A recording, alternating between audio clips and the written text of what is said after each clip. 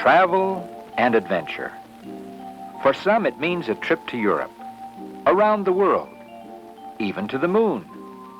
But for this lovely girl, it's a bus trip to a place that's almost unbelievable. A place where a girl can begin a new career as, of all things, a mermaid.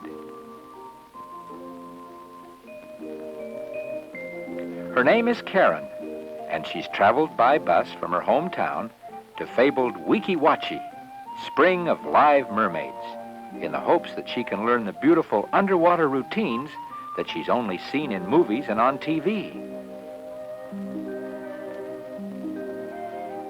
With high hopes, she's determined to convince Weeki Wachee directors that she can become a mermaid. Since this is almost a daily happening at Weeki Wachee, she's warmly welcomed.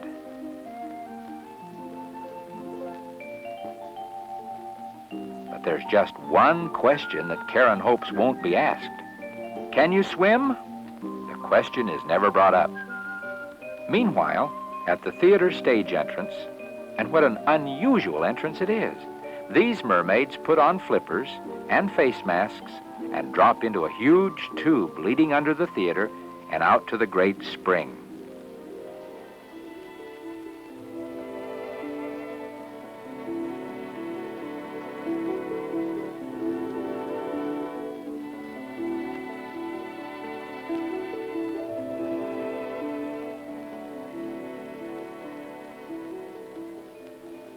Topside at the theater entrance, Karen gets an introduction to a new kind of make-believe. A real live look at what has only been a dream that someday...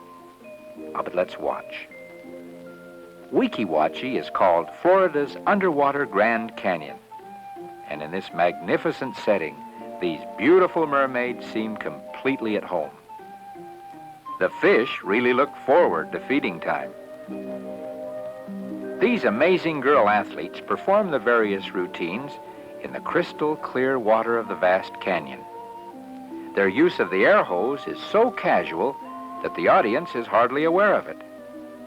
As Karen watches, she realizes that she really has no problem. She's been practicing underwater in her pool at home. Everything is underwater here. What does it matter that she can't swim? On the surface, that is. The beautiful air-conditioned theater lies 16 feet below the surface of the Great Spring, and fascinated spectators seem almost to become a part of this underwater fantasy. Here's the show finale, the lovely adagio, and the water curtain, created with bubbles from concealed air pipes. But now to business. Karen is introduced to the girls who will be her companions during the grueling sessions that will now begin. She tries to reassure herself as she realizes that each of them faced the same problems, except that they could all swim. Across the expanse of the Great Spring, the roof of the underwater theater sparkles under the Florida sun. Here at the water's edge, Karen prepares for her first day as a trainee under the expert guidance of Diane, one of Weeki Wachee's mermaid teachers. Confidence is the key to success in almost any endeavor, and it's especially true when working in the strangeness of the airless world underwater. Two performers bring up air hoses from the stage area for Karen and Diane to use during this beginning training period. All the underwater routines performed with such smoothness and ease depend on a constant supply of pure air piped to each girl. The very important first lesson, how to clear the mask of water. This mask is a most necessary piece of equipment. Without it, underwater vision would be limited to but a few feet. Using the air hose at the proper interval has to become such a habit that no thought is needed. It must be as automatic as breathing on the surface. Karen watches, and then, here goes. Oh, no, not just the face, Karen, all the way under. That's better. Well now, things sure look pretty down here. How long has this been going on? Ups-a-daisy. Hey, that's great for a starter. Now on to bigger and better things. Hey, what's all this flailing around? Oh well, any old way will do, I guess, just so long as you get down. Now into deeper water well below the surface.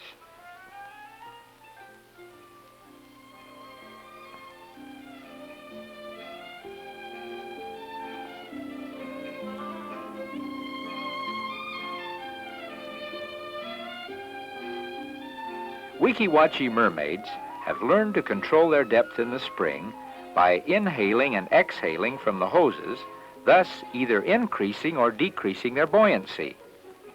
There's a weightless point at about a 16-foot depth, so not knowing how to swim isn't really so important after all. What's next? Well, in learning to become a mermaid, it's not just do as I say, but do as I do. With mask removed, Diane demonstrates the basic movements, as Karen watches carefully.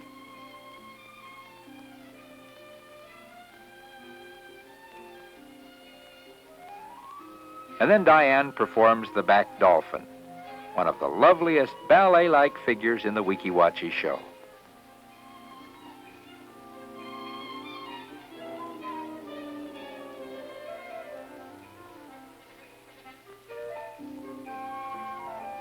So now for Karen's first attempt.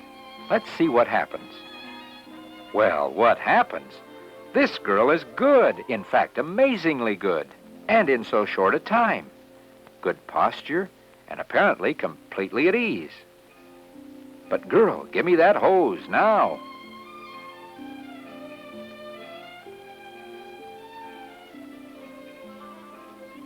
One of the toughest assignments of all.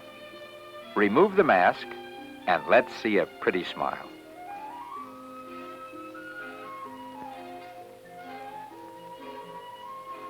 Right pretty, and a big okay sign from Diane. Shucks, that's nothing. Look, Ma, no hose. Why, there's nothing to it. Knew I could do it all the time. Watch this.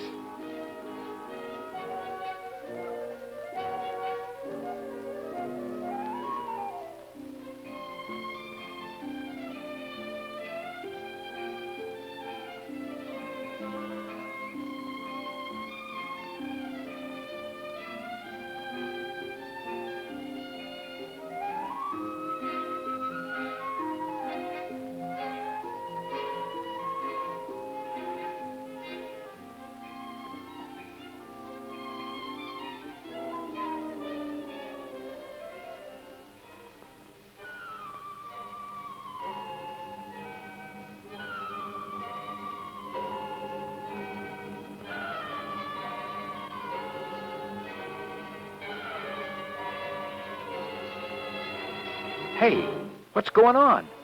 Where'd everybody go? Let's get out of here, fast.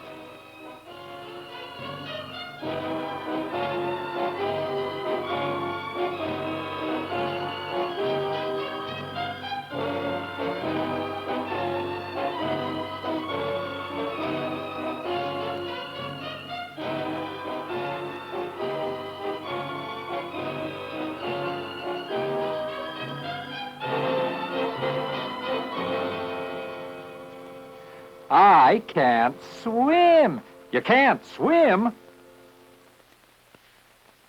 And so now, relieved of her well-kept secret, Karen returns to her cottage in the mermaid village, where she will live during her career as a Weeki Wachee mermaid.